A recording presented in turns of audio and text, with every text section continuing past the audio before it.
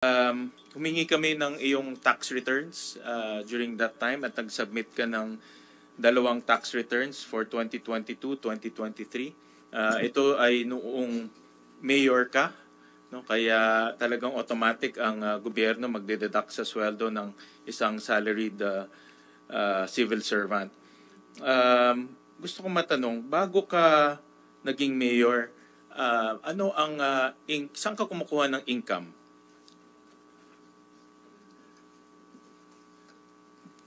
Anong source ng income Sa mo? business po. Sa business. Anong business yun? Piggery po. Piggery. Which particular company? Kasi marami kayong kumpanya eh.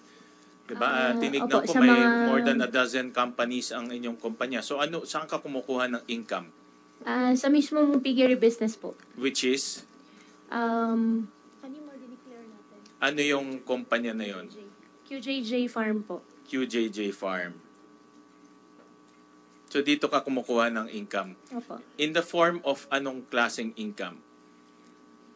Anong klaseng income ang binibigay sa iyo ng QJJ Farm? Ako po yung nagmamanage po nung business po. So may sweldo ka doon? Opo, ako na po yung nagmamanage po talaga. Oo nga, pag nagmamanage ka, may sweldo ka. Opo. Tama? Opo. Magkano ang sweldo mo? Hindi po sweldo na salary po. Sa akin na po yung business po. What do you mean? Linawin mo yung sagot mo, Miss Go. Kumukuha ka nagmamanage ka ng QJJ Farm? Diba? This is your family business. Meron ka bang sweldo na nakukuha sa kanya? Hindi po siya exactly sweldo po kasi parang sa akin na po siya, ganun. So, anong klase? May dividendo ka ba nakukuha sa kanya? Sa business, sa business po, doon na po kumukuha ng pang expenses ko rin po. Magkano ang kinukuha mo every month? Wala po siyang more or less lang. Bigyan mo lang kami ng ballpark figure. Wala naman pong more or less po. Pagka may kailangan po. For example lang, in the last, bago ka naging mayor, no? The last 12 months bago ka maging mayor, magkano kinukuha mo? On the average lang. More or less lang, bigyan mo lang kami ng idea. Kasi ikaw nagmamanage yan, ikaw may-ari nun. Diba? So, kaya mong diktahan kung magkano pumupunta sa'yo, whether through income or through dividend. So, magkano nakukuha mo? Wala pa ako may bigay po na exact po. Basta pag kailangan po, kumukuha po ako dun. May 50,000, 100,000, more or less lang. Hindi ko po sure sa pero kumukuha ka doon? Opo. Okay. Nung kinukuha mo yun, binabalik mo? O sa'yo na yun? Sa akin na po. Sa'yo na yun. Opo. So parang income mo na rin yun. Opo. Galing sa kumpanya. Opo. At rini-record mo yan sa libro? O kinukuha mo lang sa kahera? Kinukuha ko lang po. Kinukuha mo lang, hindi Opo. mo rini-record sa libro? Kinukuha ko lang po. Kinukuha mo lang. Okay. Dahil yung kanina pinakita nga ni Senator Joel yung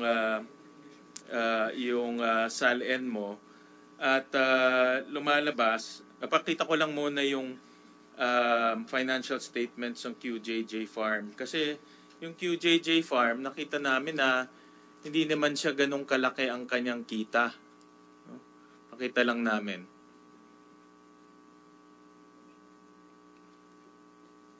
Yan. So, in medyo mabagal ang internet. In 2022, negative 954. In 2021, 81,000 yung kanyang net income. So, yan yung kanyang kita, no? Sa QJJ Farm na sinabi mo yan ang main income source mo, pero ang iyong SALN, ang net worth mo is 177 million. So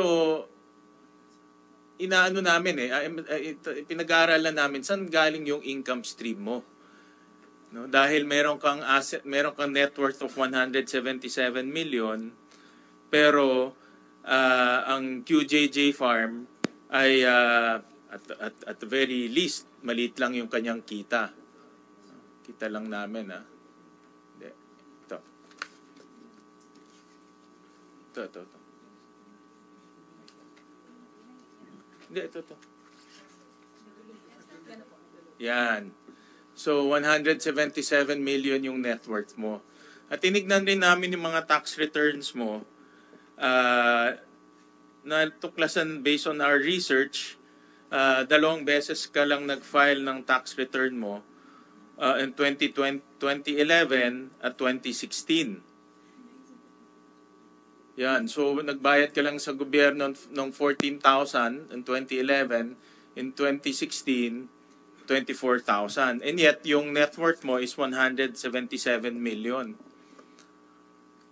So, saan ba nanggagaling yung iyong income stream?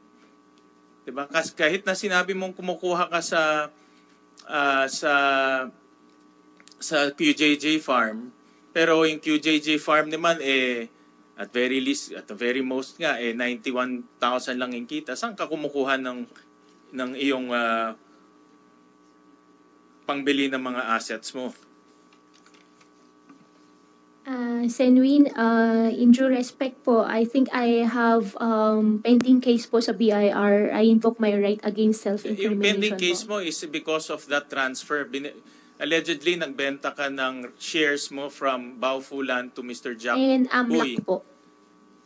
No. And I have pending case din po sa AMLAC. No, but this has nothing to do with AMLAC. This has nothing to do with your tax evasion case.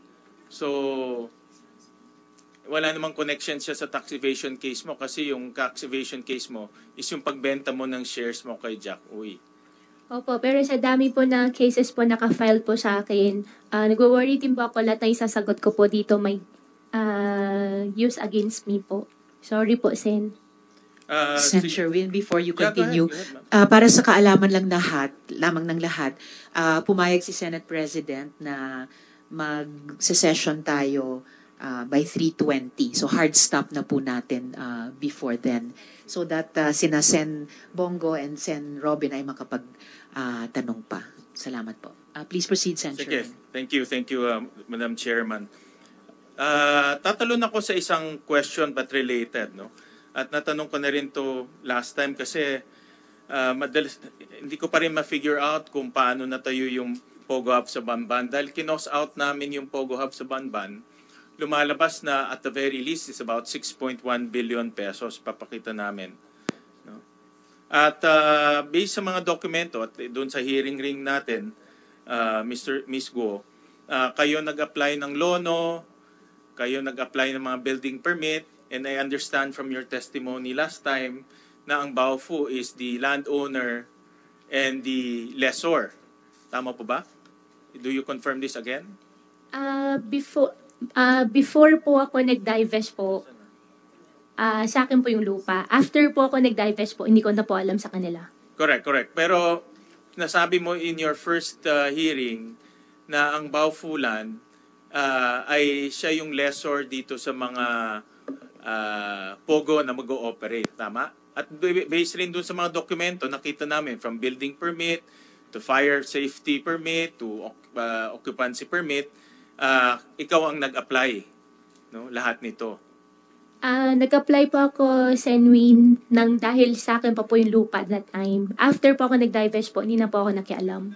Divest ka is nung naging mayor ka na correct? I think hindi po.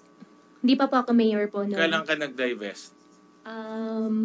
Hindi ko po alam po yung exact date po doon sa documents po, pero sabihin na natin, from 2019 all the way, let's say, to 2022, ikaw pa rin ang nakapangalan doon as president. Diba? As president. Ikaw pa rin ang nakapangalan sa Baofu as president. Tama? Opo, Sen. After po ako nag-divest, hindi ko na po alam sa kanila. Correct. But from 2019 to 2022, ikaw ang president ng Baofu. Correct? Hindi po ako sure kung hanggang 2021 or 2022 po. In the records. But ikaw ang nag-apply ng lahat. Correct? Ng building permit, ng lono, fire safety permit, lahat ng permit for Baofu until nag-divest ka, correct? Isa po ako tumulong. Okay. But yung pangalan mo nandoon eh. No? Isa po. That's the record. Ngayon, ang tanong ko sa iyo is, since kayo nag-apply ng mga permit, sino yung contractor nitong corporation na ito? At sino yung mga ginamit yung mga... Tinanong ko na ito, but tatanungin ko ulit, no? Para ma-recall natin lahat. Sino yung contractor? Sino yung mga nag-supply ng labor? And all that. Sino nag-supply ng labor? Sino nag-supply ng heavy equipment? Sino yung mga yon? Sen, honestly, wala po akong idea, pero pwede ko pong kunin yung details at i-provide po sa inyo. Ang alam ko po, ang contractor po is Chinese po yung contractor. Hindi po ako kausap, kaya hindi ko po alam, pero makukuha ko rin naman po yung details po kung kailangan nyo po. Pwede ko po i-coordinate po. Sige, supply mo na lang dito sa committee yung mga detalye ng sino yung contract. Kaya ito, yung pinapakita ko sa slide, no? 6.1 billion yung cost nitong lupa na ito. Maraming buildings ang itinayo dyan. At hindi naman yan pwedeng parang kabuti na lang nalalabas. Diba? May nag-construct niyan. At kayo, bilang 50% owner ng Baofu, kayo nag-apply ng permit, obviously, kayo may kinalaman sa nag-construct nito. Sen, katulad po nung na-mention ko po kanina, wala po akong kinalaman, pero pwede ko pong kunin yung details, ipaprovide ko po sa inyo. Sige, mamaya ipag-usapan natin ulit yan.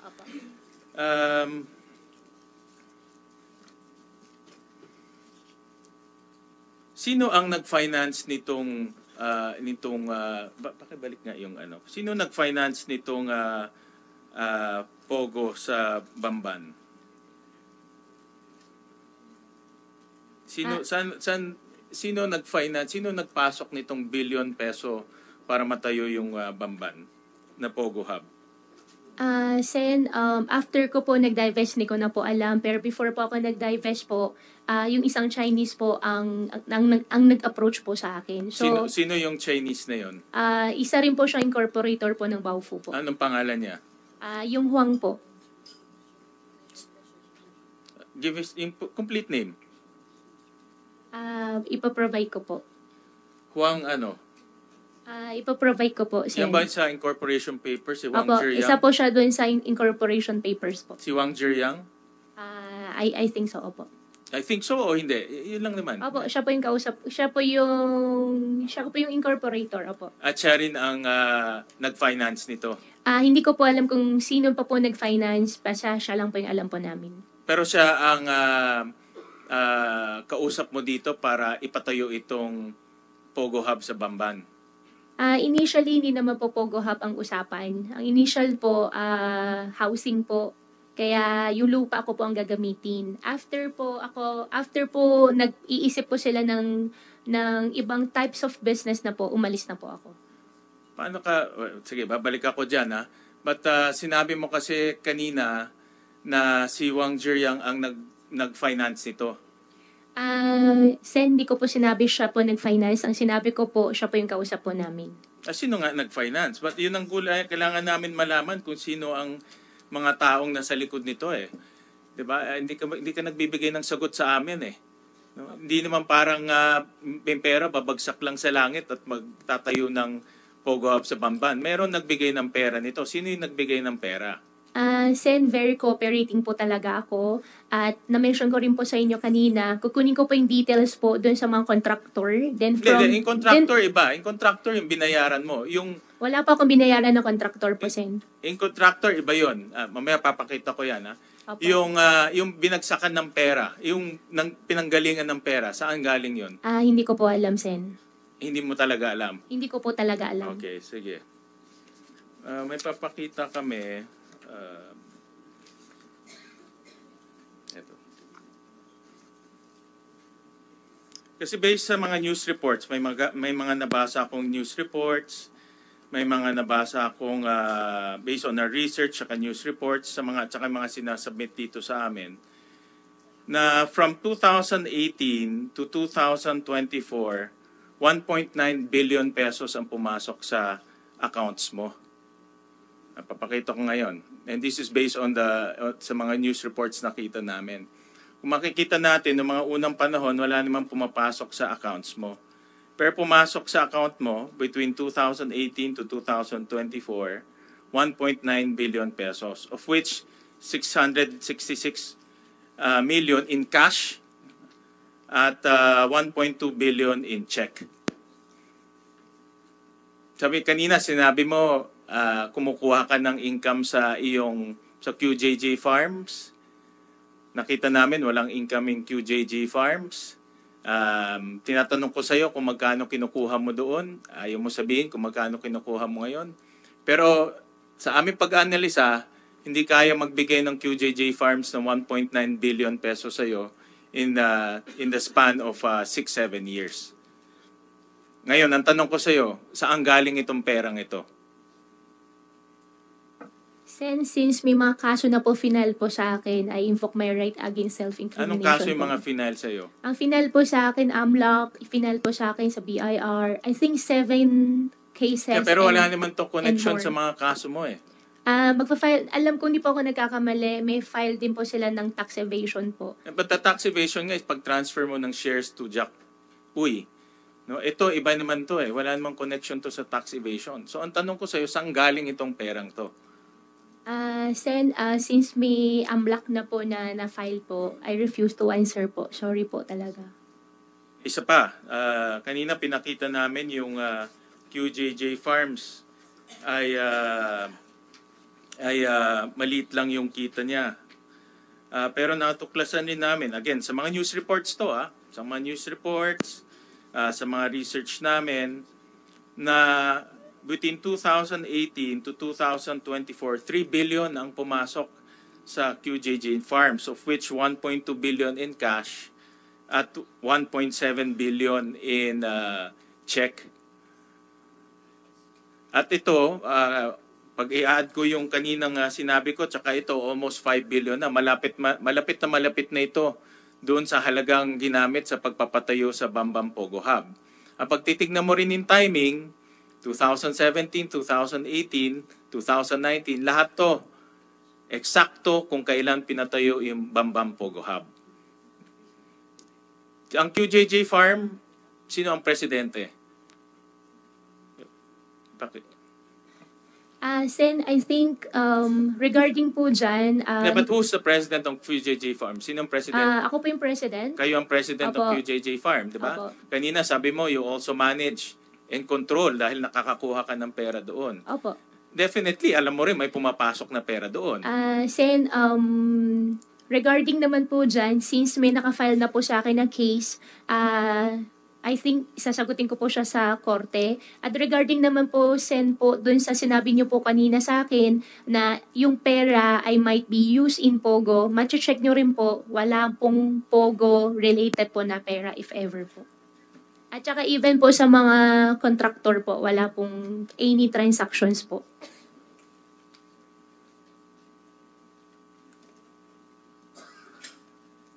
Itong pera na ito, never to pumunta sa mga contractor, sa mga Pogo, never yan pumunta? Sen, wala po akong business na Pogo. Kaya wala rin po ako Hindi ba ito pinagawa po na pumunta, Pogo. itong perang to, hindi ito pumunta sa pagpapatayo ng Pogo sa Bamban? Wala po akong Kasi yung timing, perfect timing, yung pagpasok. Balikan natin kanina. Opo, Sen. Mache-check Yung nyo naman pagpasok po. ng pera, eksakto 2018, 2019. Sa farm, ganun rin, 2018, 2019. Yan ang eksaktong pinatayo yung Pogo Hub sa Bamban. Kung hindi po ako nagkakamali, nag-umpisa po yung Pogo Hub po sa Bamban po year 2019 kasi Yes. pandemic year. Correct. Yeah, Pero wala po akong Pogo business po at wala rin po akong pinatayo. Okay. Mache-check nyo naman din po niyan, Sen. Okay. Opo. Sorry po talaga. Sabi mo kanina na hindi ka konektado doon sa mga contractors or sino nagpatayo ng Pogo Hub sa Bamban. Pero tinignan din namin yung accounts ng Baofu Land, no? Of which ikaw ang presidente, tama?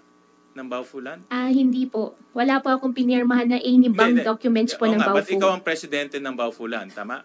Before po ako nag-divest po. Correct, correct. Nung lupa pa lang po siya. Oo. Hindi, dinivest mo siya is 2000, before election, 2022? Based sa mga records, 2022. So, from 2019, nung nag-incorporate in Baofu, until 2022, ikaw pa rin yung presidente and you own 50%. Ngayon, nakita namin sa mga accounts na ang Baofu may binayaran na isang Howley Builders Construction, of which nakita namin yung ID at ibinigay sa amin rin ito ng mga nag-grade sa Bamban. At meron din kaming nakita Max Gear Construction Supply, no, na binayaran nitong Baufulan. Chinek ko sa internet, itong Max Gear is a equipment supplier. No? Wala po akong idea. Equipment supplier siya. So, dito makikita natin na ang Baofu nagbayad sa contractor na Howley, nagbayad rin sa equipment supplier na Max Gear, of which ang Baofu, ikaw ang presidente at 50% owner. Pero, ang pera nanggaling sa QJJ Farm. Kung makikita nyo, QJJ Farm credit the account of Baofu. So, ang ibig sabihin nito, ang perang pumasok sa QJJ Farm, yung kaninang pinakita namin 3 billion, pumunta dito sa Baofu at binayaran ni mga contractor. Ito yung matagal na namin ni Senrisa hinahanap because honestly, na dead end kami dito. But based on our research, ngayon, natitrace na namin saan nanggaling ang pera, sino yung mga contractor, at definitely yung pera bumagsak sa kumpanya nyo, QJJ Farm, at bumagsak sa personal account mo as Alice Guo. Sen, hindi ko po siya masasagot kasi wala po akong matandaan. Ido-double check ko po pero wala po akong maalala na may ganun transaction po. Paano hindi mo maalala? You're the president in 2020. Nag-divest ka lang dyan before you became a mayor noong 2022. Opo, Sen. Pero dun sa account po ni Baofu, never po ako naging signatory. At never po ako sumali po sa pag-open po ng account ng Baofu. Imposible naman yun kung ikaw ang presidente, hindi mo alam kung saan pumupunta yung pera. Pero definitely, alam natin na galing sa QJJ Farm yung pera. Ang pagkakatandaan ko po, wala po ako naalala na may pera po na galing sa QJJ. Ito-double check ko rin po. Yan naman yung standard na sagot mo, no? Wala kang maalala, i-check ko sa records ko. So, but itong records na ito, official to. Itong records na ito, hindi naman magsisinungaling dahil ibinigay ito sa committee at tinagpi lang namin to para makita namin yung totoong larawan. Dahil yan importante sa amin, malaman namin kung saan nanggagaling yung pera.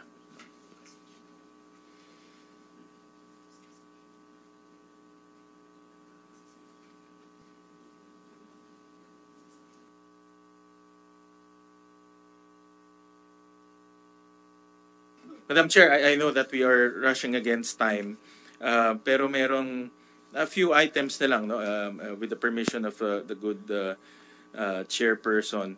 And kanina madalas kong marinig sa iyo na sabi mo wala kang connection sa Pogo at wala kang connection sa mga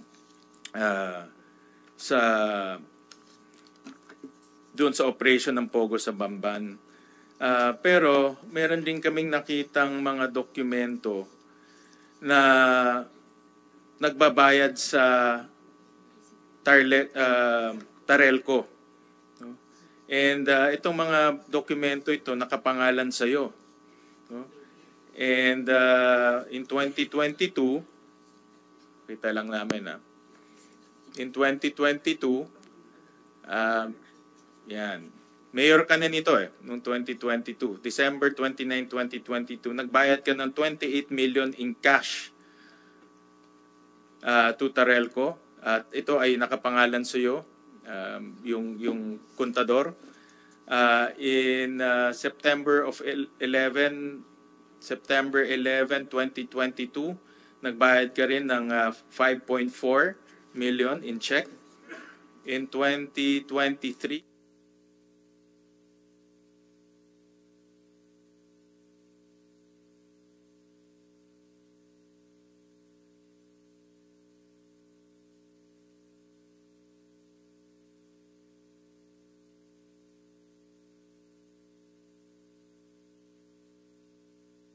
bago lang to. January 4, nagbayad ng 3.4 million in check, in cash. And in January of 2024, 5.3 million in check. Paki-flash lang in 2024. Is that the 2024? Okay. So mayor ka nito. Nung nagbayad ka nung nagbabayad ka ng Tarelco. At sinabi mo kanina wala kang connection sa Pogo. Pero pag walang kuryente, walang Pogo. No, ganun kasimple lang 'yon. 'Di ba? Kung hindi mo yung binayaran ng kuryente, walang Pogo, walang mare-raid, walang human trafficking, walang torture, wala. Pero tuloy-tuloy ka nagbayad. Even nung mayor ka, nagbayad ka. Even this year, nagbayad ka. So alam mo na may nangyayari dyan. At we can also prove na yung amounts na binabayaran mo is equivalent to the size, yung laki ng Pogo Hub doon. No? Pero ito, makikita natin, mayor ka na nung nagbabayad ka. Kaya hindi lang to, narinig ko, sinabi mo last time, nakapangalan lang sa'yo. Hindi nakapangalan to sa'yo. Gumawa ka ng cheque, binayaran mo, nag-withdraw ka ng 28 million, binayaran mo. So hindi lang to simpleng nakapangalan at nagkaligtaan lang na i-transfer sa iba. Nasa pangalan mo pa rin itong kuryente ito. So in other words, active participant ka dito sa Pogo Hub in Bamban. Sen, dahil po may nakafile po sa DOJ na human trafficking po, I refuse to answer the question po. Sorry po. Hindi mo sasagutin, but again, no, yung ebidensya malakas na malakas, yung dokumento malakas na malakas. Kahit hindi ka magsalita, it will speak for itself, sabi ng ating chairperson. Dahil madalas kong maririnig sa'yo, hindi ka active participant dyan. And lastly, Madam Chair, kaya pa ba ng... One last question, Mr. Chairman, because Sen Bongo is also going to question. Yes, one last point, Mr. Chair, because it's connected to this. No. Nakita rin namin sa aming mga research at dun sa mga dokumento, dahil alam nyo, actually itong mga dokumento sa likod, Ms. Go, ito yung mga dokumentong pinapadala dito at binabasa namin lahat yan at tinatagpi-tagpi ho namin. Kaya hindi simpleng trabaho po yung ginagawa namin at ng komite. At nakita rin namin na ginamit mo rin yung mga kumpanya ninyo para bayaran diretso yung kuryente ng Pogo Hub sa Bamban gamit ang inyong mga korporasyon. So papakita namin dito, for example, in 2020, ang QJJ Farm nagbayad ng kuryente in different dates diretso sa Tarelco. In 2021, 2022, ang QJJ Farm rin nagbayad in those amounts rin, iba-iba, no? May 1.3 million, 5 million, diretso to Tarelco. In 2023, no, yung QC Genetics, nagbayad rin ng different amounts, no? 6 million, 2.6 million, diretso to Tarelco. Sino ang presidente ng QC Genetics? Miss Alice. Ako po. Kayo ang presidente ng QC Genetics. So in other words, nag-transfer ka ng pera kasi pumasok sa iyo yung 1.9 billion eh. Tinransfer mo sa QC Genetics at binayaran niya yung kuryente ng Pogo Hub sa Bamban. Wala pong pumasok na 1.9 billion, Your Honor. At for that question po, I invoke my right po. Gawa po meron na pong pending po ng human trafficking po na related din po dyan sa issue. Kaya hindi ko na po sasagutin po At dito. gusto ko rin i-point out, 2023, mayor ka na nito.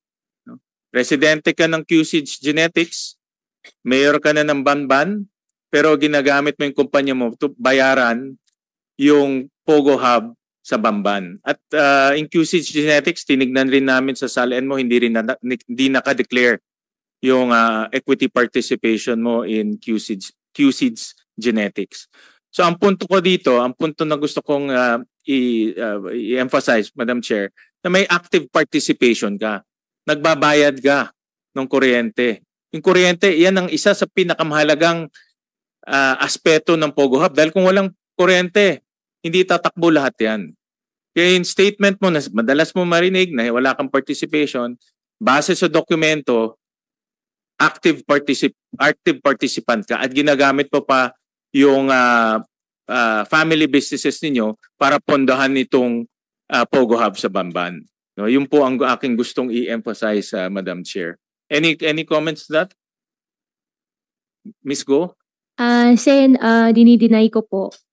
Uulitin, yung doon pa rin ako nakastick doon sa statement ko po na hindi po ako involved dyan sa Pogo. In fact, ngayon nga po, kung di po ako nagkakamali, may forfeiture nga po ng property nga po nung Pogo, hindi rin po ako interested kasi hindi naman po talaga siya akin. Pero hindi ka naman pwedeng hindi mo naman choice yung kung interested ka o hindi. Ang dokumento lang nagsasabi dito na presidente ka ng QSeed Genetics, binayaran mo yung kuryente ng Pogo Hub sa Banban at meron kang control sa pagbabayad ng Pogo Hub sa Banban. For that po, since meron na pong human trafficking case po sa DOJ po, I refuse to answer po, Sen. Sorry po talaga. Sige, gusto ko lang Madam Chair, gusto ko lang naman ilagay yan sa records natin dahil ito yung mga dokumentong nakita ho namin to disprove para mapatunayan natin na si Go Hopping ay hindi lang ordinaryong tao o ordinaryong personalidad dito sa Pogo Hub. Meron siyang active participation from start all the way nung naging mayor pa siya by paying Tarelco in cash, paying Tarelco in check using her own family businesses. Meron pa ho kaming actually mga ibang ebidensya but I will yield for now and I'm sure na meron pa naman tayong second hearing to this on this topic.